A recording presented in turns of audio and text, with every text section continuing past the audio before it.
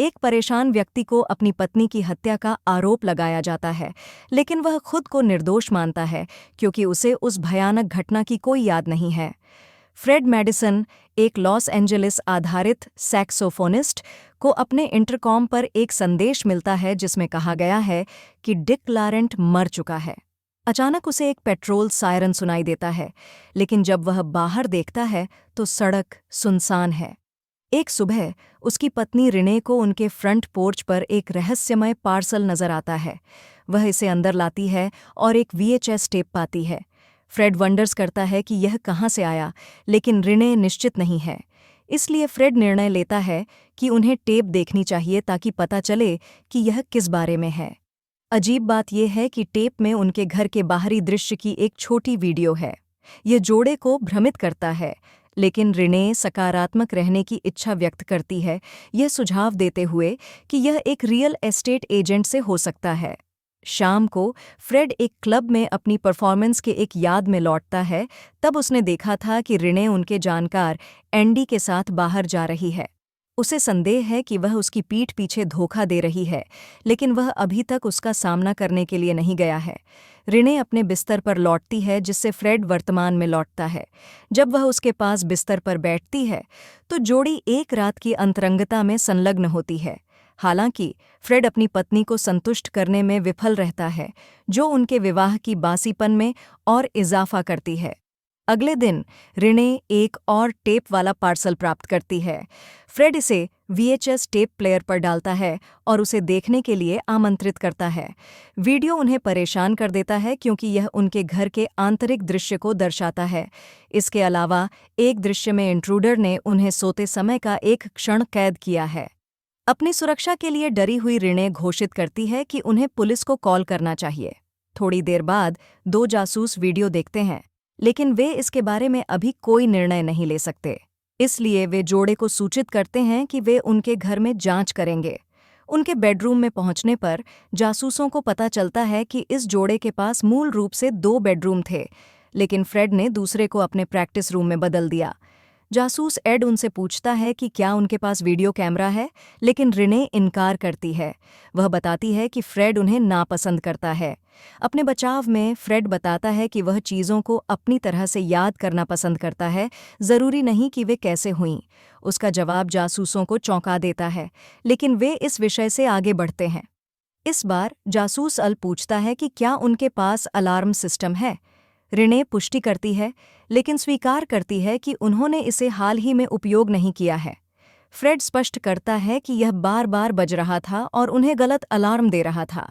फिर भी जासूस अल सलाह देता है कि उन्हें इसे फिर से उपयोग करना चाहिए, विशेष रूप से उनकी वर्तमान समस्या के साथ। संक्षिप्त पूछताछ के बाद जासूस जोड़े के घर की ओर जाते हैं ताकि यह देख सकें कि क्या कोई अंदर घुसने की कोशिश की है। जब जासूस कुछ नहीं पाते हैं तो वे बस जोड़े को अपने व्यवसाय कार्ड देते हैं ताकि अगर कुछ होता है तो वे उनसे संपर्क कर सकें।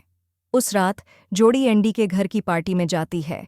एक नशे में धुत रिने फ्रेड से शराब का रीफिल लाने की विनती करती है और वह सहमति देता है। महल के अंदर फ्रेड एक अजीब आदमी को देखता है जो मुस्कुराता है। रहस्यमय व्यक्ति उसके पास आता है और उसे बताता है कि वे पहले मिल चुके हैं। फ्रेड उसके शब्दों पर संदेह करता है, इसलिए वह उससे पूछता है कि कहाँ, और आदमी उसे याद दिलाता है कि वे उसके घर पर मिले थे। फिर भी फ्रेड उसकी बातों पर संदेह करता है, इसलिए आदमी उसे बताता है कि वह वास्तव में वहाँ है जबकि वे बात कर रहे हैं। अपने बिंदु को साबित करने के लिए वह फ्रेड को उसके घर के फ़ोन को कॉल करने के लिए प्रोत्साहित करता है और वादा करता है कि वह उसका जवाब देगा। फ्रेड सहमति देता है और वास्तव में उसे दूसरी तरफ रहस्यमय आदमी की आवाज़ सुनाई देती है। एक बार उनकी बातचीत समाप्त होने के बाद एक अलार्म बजता है। फ्रेड एंडी को खोजता है और उसे रहस्यमय आदमी की पहचान के बारे में पूछता है। हालांकि एंडी उसके नाम को नहीं जानता, लेकिन वह मानता है कि वह लॉरेंट का दोस्त है। फ्रेड को याद आता है कि इंटरकॉम संदेश में कहा गया था कि लॉरेंट मर चुका है। वह वंडर्स करता है कि क्या यह सच है, लेकिन एंडी इसे सुनकर चौंक जाता है। इसके अलावा एंडी को इस बात की उत्सुकता है कि वह लॉरेंट को जानता है। फ्रेड फिर से यह स्पष्ट करता है कि वह उसे नहीं जानता। एंडी की आंखों में एक हिंट है कि वह नहीं सोच सकता कि लॉरेंट मर सकता है, इसलिए वह पूछता है कि वह लॉरेंट की मौत के बारे में किससे जानकारी मिली। अचानक रिने बीच में ही बोल पड़ती है और पूछती है कि वह मृत व्यक्ति कौन है जिसके बारे में वे बात कर रहे हैं। फ्रेड घोषणा करता है कि वे घर जाएंगे और पार्टी में शामिल होने के लिए खेद व्यक्त करता है। घर लौटते समय फ्रेड रिने से पूछता है कि उसने एंडी से कैसे मिला। उसके अनुसार वह उसे लंबे समय पहले मोस नामक जगह पर मिली थी और उसने उसे एक नौकरी के बारे में बताया था। फ्रेड उससे पूछता है कि यह नौकरी किस प्रकार की है, लेकिन रिने बताती है कि उसे यह भूल गया है।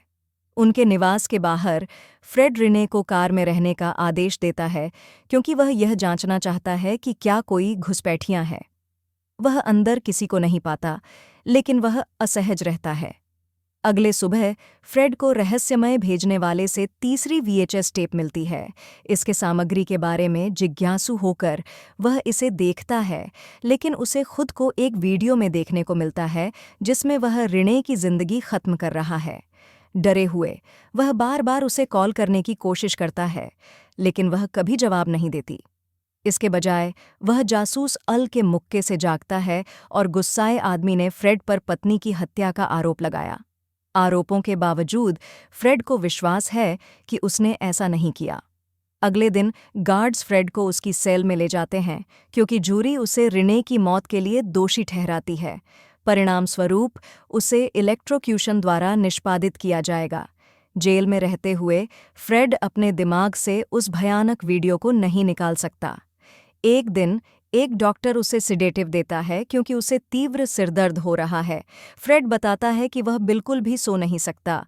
शाम के समय फ्रेड को फिर से तीव्र सिरदर्द का अनुभव होता है। वह गार्ड से एस्पिरिन देने की विनती करता है, लेकिन वह मना कर देता है। जबकि वह दर्द सहन कर रहा होता है, उसे रहस्यमय आदमी का एक दृश्य नजर आता है जो उसे मुस्कुराते हुए देखता है जब तक कि वह एक कैबिन में गायब नहीं हो जाता।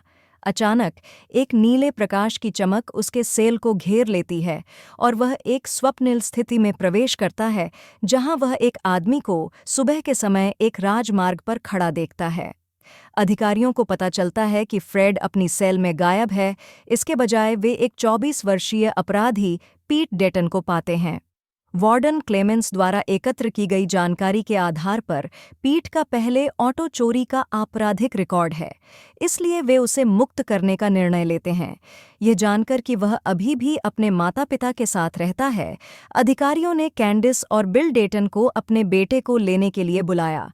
हालांकि पीट को मुक्त किया गया है, दो जासूस लू और हैंक उसकी कम प्रोफाइल जांच कर रहे हैं। उस रात पीट अपने दोस्तों और प्रेमिका शिला के साथ एक क्लब में जाता है, जबकि जोड़ी डांस कर